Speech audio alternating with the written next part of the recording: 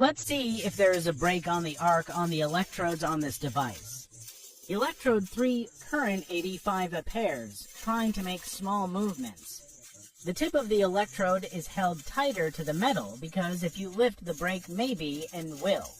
But if you press hard, they will, then it's bad. As you can see, there are no breaks, the hose is easily separated. That's how it looks. I cleaned it. As you can see, there are no breaks.